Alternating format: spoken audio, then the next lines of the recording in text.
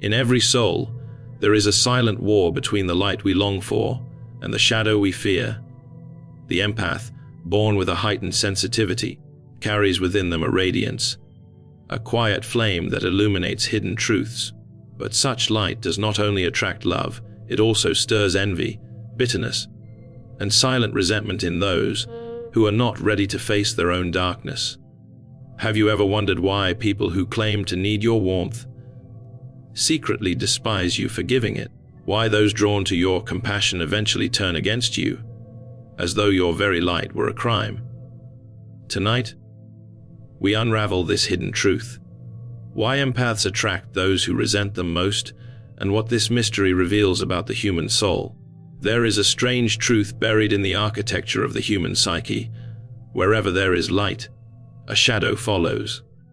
This is not merely a poetic observation, but a psychological reality that Carl Jung placed at the very center of his teachings. He told us that every human being carries within themselves both the radiant potential for creation and the dark seed of destruction. The shadow, as he named it, is not just the repository of our unwanted qualities, but also of our unacknowledged power. When we look at the empath, we see a soul who has chosen to walk brightly in a world often dimmed by fear, competition, and suppression. The empath shines not because they try to impress or dominate, but because their very nature is rooted in sensitivity, openness, and compassion. Their light is an authentic reflection of an inner attunement to life, to love, and to the suffering of others. Yet this very light, this gentle radiance, is precisely what stirs envy and resentment in those who cannot yet reconcile with their own inner darkness.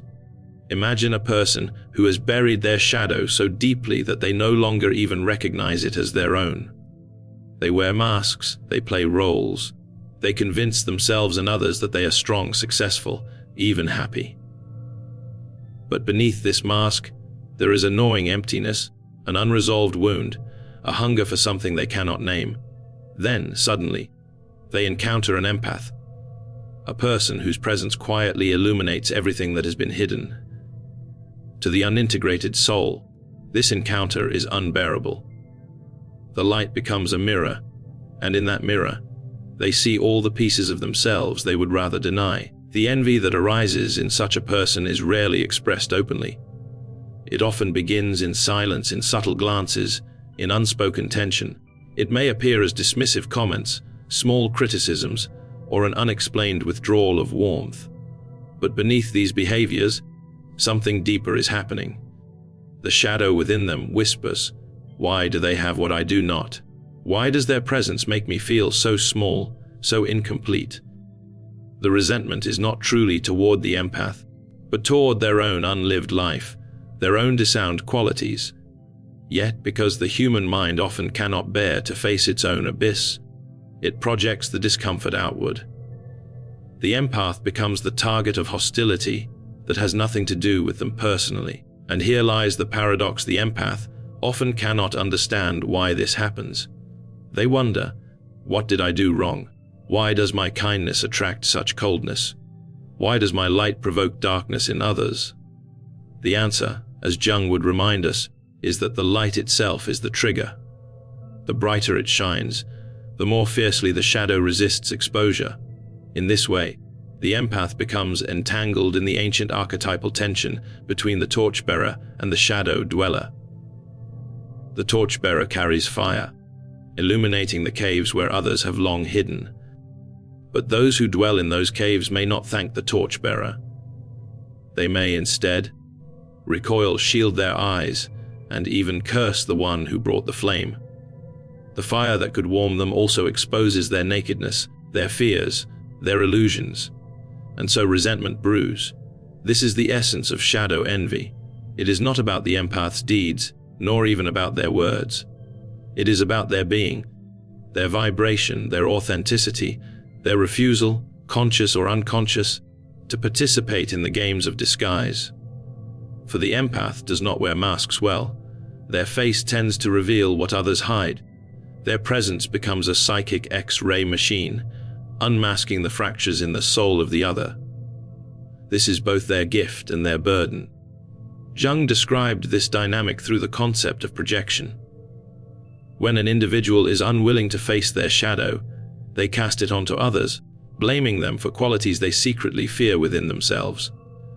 The empath, glowing with sensitivity, becomes the perfect screen for such projections. They are accused of being too much or too sensitive.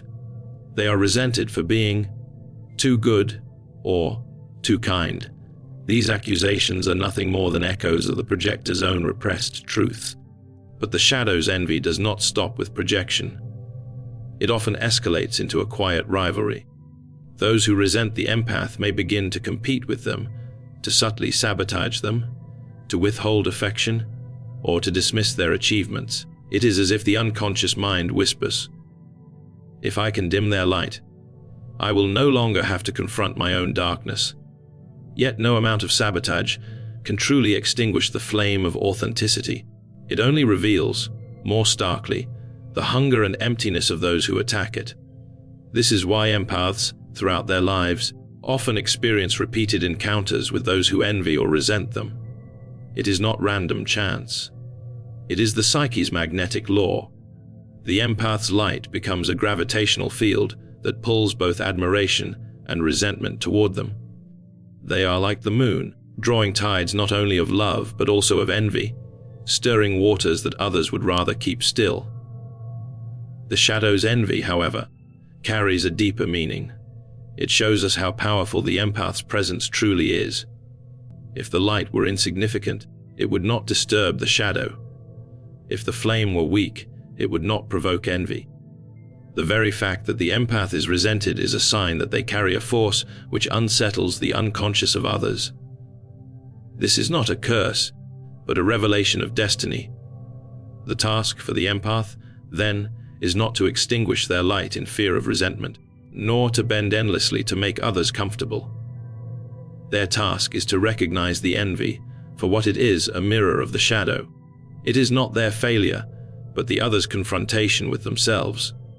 This awareness transforms confusion into clarity, pain into wisdom, and suffering into a kind of initiation into the deeper mysteries of the human soul. In the labyrinth of the human psyche, few forces are as powerful and as deceptive as projection. Carl Jung described projection as the unconscious act of casting what we cannot bear in ourselves onto another person, turning them into the stage where our hidden dramas play out. For the empath, this phenomenon becomes an unavoidable destiny, for their light, so open, so radiant, so unguarded, provides the perfect canvas upon which others unconsciously paint their inner wounds. Consider this carefully. The empath walks through the world as a mirror, reflecting back to people not only their beauty, but also their brokenness. Those who encounter them may feel seen in ways they have never felt before, as if the empath's gaze penetrates beyond the surface into the forgotten chambers of their soul. At first, this can feel like relief. To be seen, to be understood, is something every human heart secretly craves. But soon, the relief gives way to discomfort, because to be truly seen is to have one's shadow exposed. This is where projection begins. A person, unable to accept the wounds they carry, starts to locate them in the empath instead. They whisper to themselves, "It is not I who am envious, it is they who are proud. It is not I who am cruel, it is they who are insensitive. It is not I who am weak, it is they who are manipulative." In this way, the empath becomes the vessel for darkness that does not belong to them. They are accused, blamed, and even shamed for qualities that in reality exist within the one projecting. The tragedy is that the empath often does not see this process for what it is. Being naturally introspective, they may take these projections personally. They may ask, "Am I really too much? Am I selfish for shining, cruel for saying no, arrogant for simply existing as I am?" The empath absorbs these distorted reflections, and in doing so, they can temporarily lose sight of their own light. This is the double wound. Not only do they endure the resentment of others, but they also carry the burden of believing it to be their fault. The mechanism of projection is ancient. woven into the very fabric of human consciousness. It is the defense the ego employs to protect itself from disintegration. To face one's shadow is terrifying. It requires admitting to flaws, weaknesses, envy, anger, and despair. Most people cannot bear such truths, so they seek relief by externalizing them. And who better to carry such burdens than the empath, whose very nature is to absorb, to feel, to hold. Thus, the empath becomes the unconscious scapegoat of those around them. But projection does not only come from individuals. It is a collective phenomenon as well. Societies have always found scapegoats, the ones who hold the disowned darkness of the many. The empath, because of their sensitivity and refusal to harden themselves, often becomes such a scapegoat in their own small communities, workplaces, or family. They may be branded as the too sensitive one, the outsider, or the dreamer, who does not fit into the harsh expectations of the group. This collective projection reinforces their isolation, making them feel both indispensable and rejected at the same time. Jung understood that projection, painful as it is, also serves as a path to individuation. For when the empath begins to see through the illusions cast upon them, when they realize that these shadows are not truly their own, something extraordinary happens. They begin to reclaim their light. They start to understand that the hostility and resentment directed toward them are not evidence of their weakness, but of the darkness others refuse to face. The empath learns to stand as the silent witness to these projections, no longer accepting them as truth, but recognizing them as fragments of the other's unhealed psyche. This shift is not easy. It requires the empath to resist their natural tendency to internalize blame. It demands a kind of inner alchemy, a transformation in which they learn to separate what is theirs from what is not. This is perhaps the hardest task of all, because empaths, by their very nature, feel everything as if it were their own. Yet through the slow and painful process of discernment, they begin to recognize the signature of projection, the sharpness of accusations that do not align with their own heart, the intensity of emotions that feel out of proportion, the sudden shifts in relationships that cannot be explained logically. The empath who masters this recognition ceases to be a passive vessel for other people's darkness. Instead, they become a conscious mirror, reflecting back to others what they cannot yet see in themselves. This does not mean confronting or accusing, for projection thrives on denial and resistance. Rather, it means embodying a presence that no longer absorbs or apologizes for what does not belong to them. It means standing in one's own truth so firmly that the projections, though they may come, do not penetrate the core of the soul. Projection of darkness explains why empaths attract individuals who secretly resent them. For those individuals, being near an empath is like standing in sunlight after a lifetime of shadows. It is too much, too revealing, too confronting. The empath becomes the unwilling stage upon which their inner battles are fought. Yet in this very dynamic lies a profound lesson. Projection is not only an act of hostility, it is also a clue. It points to where healing is needed, where the soul cries out to be acknowledged. The empath, by refusing to collapse under the weight of these projections, silently teaches others that the only path forward is inward, into the shadow they so desperately try to escape. Deep in the collective unconscious, across myths, religions, and stories older than memory, there exists a recurring figure, the healer. This archetype appears as the shaman, the priest, the medicine woman, the wounded doctor, or even the mythical figure who descends into the underworld to restore life. The empath, often unknowingly, embodies this timeless pattern. They walk the earth carrying within them a capacity to feel what others cannot bear to feel, to sense the hidden pain beneath words and gestures, and to soothe wounds not only with actions, but with their very presence. The archetype of the healer is not merely a role, it is a psychic magnet, a field of energy that draws people toward it. Those who are lost, fragmented, or suffering are instinctively pulled to the empath, as though they sense that here, In this person lies a refuge. The empath does not need to advertise this gift. It radiates unconsciously. They become the one friends confide in, the one strangers tell secrets to without understanding why, the one who absorbs the atmosphere of any room they walk into.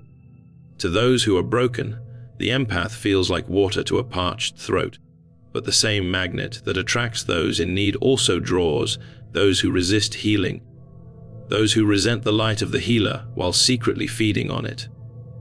The healer archetype carries with it both reverence and danger. Throughout history, healers were often celebrated, but they were also feared. In many cultures, the healer was suspected of sorcery, accused of dark magic, or even punished for their gifts. Why? Because to heal is also to disrupt. The healer reveals what is wounded, and not all are willing to see their wounds. The empath, embodying this archetype, experiences this paradox every day. They attract people who praise them, who cling to them, who beg for their light. And yet, behind this need, there often grows resentment. Why does this resentment arise? Because to receive healing is to be changed, and change is the most feared force in the psyche. Jung understood this well. The psyche clings to its patterns, even when those patterns cause suffering. The wounded person longs for relief, but also resists it. They crave the presence of the healer, but secretly despise them for being the reminder of what they have not yet faced. The empath, therefore, becomes the target of ambivalence, adored for their light and hated for the same reason. This ambivalence is the hallmark of the healer archetype. It is seen in myths of Christ, who healed the sick but was crucified by the very people he came to liberate. It is seen in the stories of shamans, who endured exile or persecution for their powers. And it is seen in the lives of empaths, who discover that their compassion attracts both devotion and betrayal. The healer shines a light on the shadow, and the shadow, when exposed, often retaliates. The empath who unconsciously embodies this archetype often finds themselves asking, "Why do I feel responsible for the pain of others? Why do I attract people who want to be saved, yet push me away? Why do I carry this endless cycle of giving and being resented for giving?" The answer lies in the archetype itself. The healer is not a role one chooses lightly. It is an inheritance of the soul. And like all archetypes, it demands initiation. The initiation of the healer is suffering. The empath often endures profound wounds in their own life. Wounds of neglect, betrayal, or deep loneliness. These wounds are not incidental. They are the very fires that forge the healer's gift. In Jungian terms, this is the wounded healer, the one who can tend to the suffering of others because they themselves have been broken. Their compassion is not naive, but born of personal descent into darkness. And yet, this wound, unhealed within themselves, also makes them vulnerable. It becomes the crack through which others' shadows seep in. As the healer archetype unfolds, the empath learns, painfully and slowly, that not everyone who comes to them truly wants to be healed. Some come to feed on their light, to borrow their strength, but not to transform.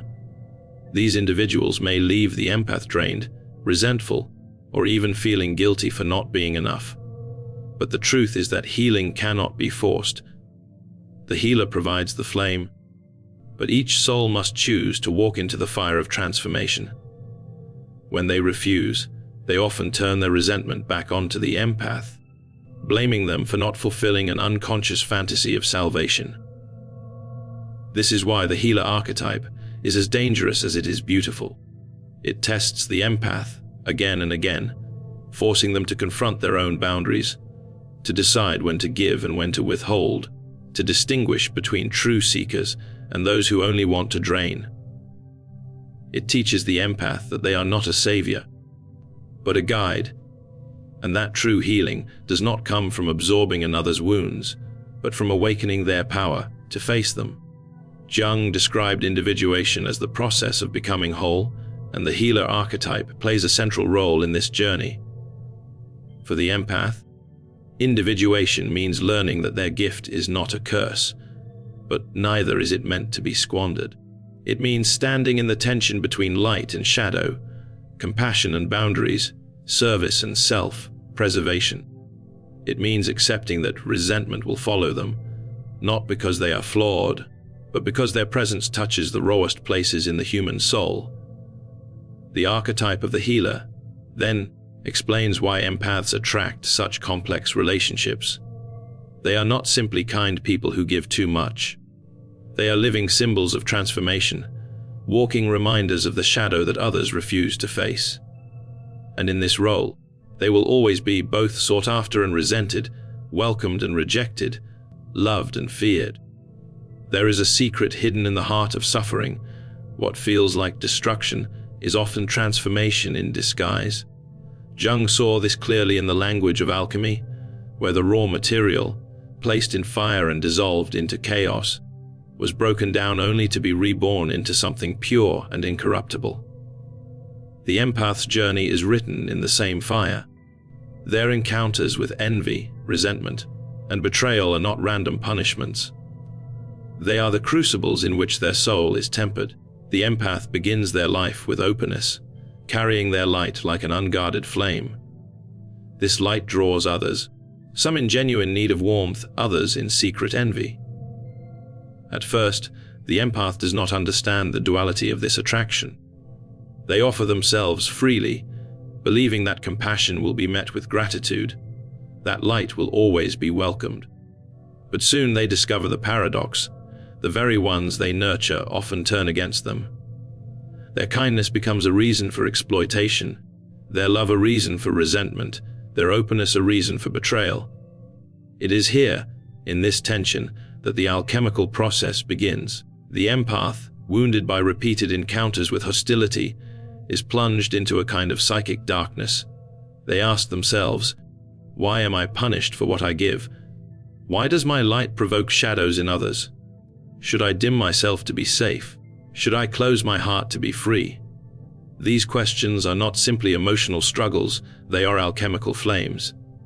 Each betrayal, each projection, each wound breaks down the naive belief that light alone is enough.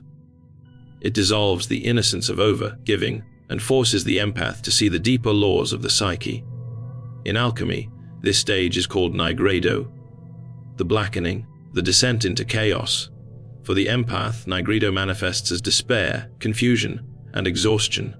It is the stage where they feel most lost, most broken, most tempted to abandon their gift entirely. And yet, within this darkness lies the seed of rebirth. Jung taught that the shadow is not an enemy but a doorway.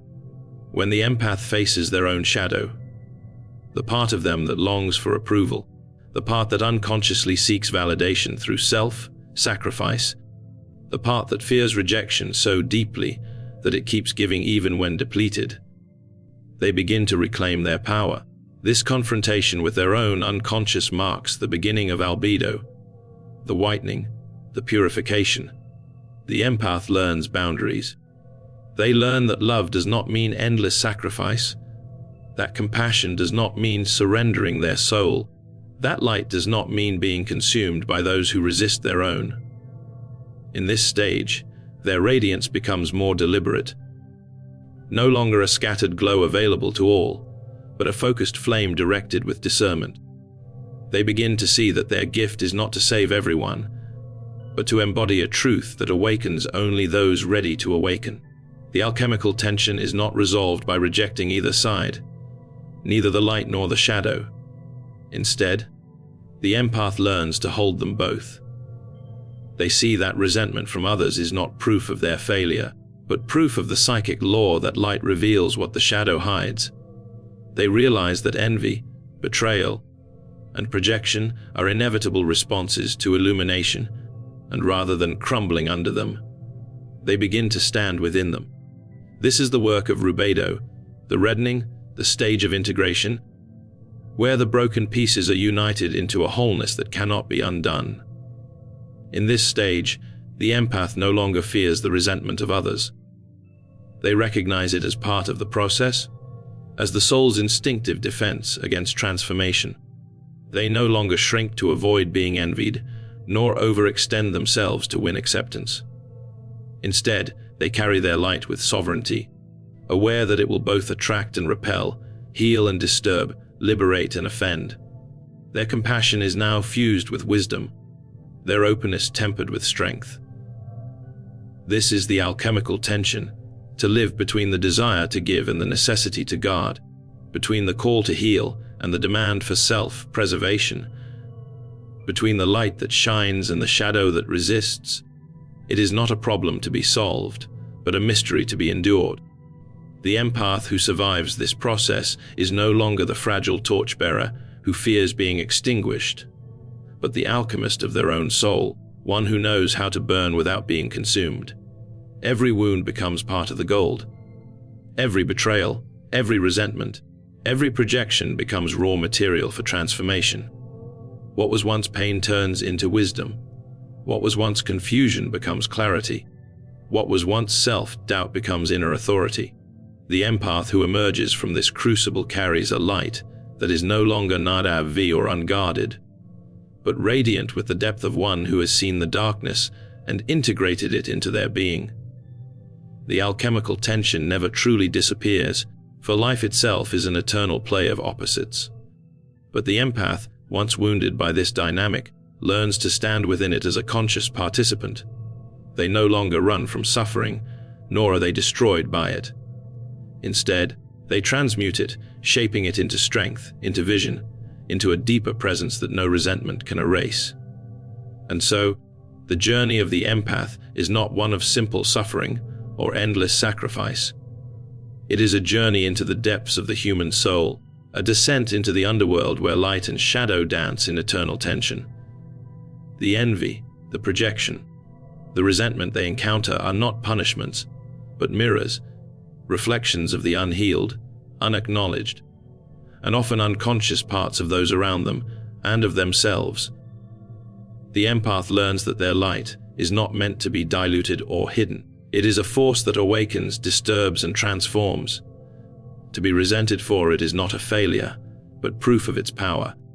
Every encounter with darkness becomes an alchemical process, refining their consciousness, sharpening their boundaries, and deepening their understanding of what it means to exist as both witness and participant in the grand tapestry of human experience. In the end, the empath discovers the paradox at the heart of their nature. They are both healer and illuminated mirror, both vulnerable and sovereign, both open to the world and protected from it. Their life is a testament to the mysterious laws of psyche. That light, when genuine and unyielding, will always attract shadow, but that shadow can never extinguish what is meant to burn. To walk as an empath is to carry a sacred flame, one that will always provoke envy, ignite reflection, and invite transformation, not only in others, but within oneself. It is a path that demands courage, wisdom, and the unshakable knowledge that their light, however resisted or resented, is the very thing that makes them whole.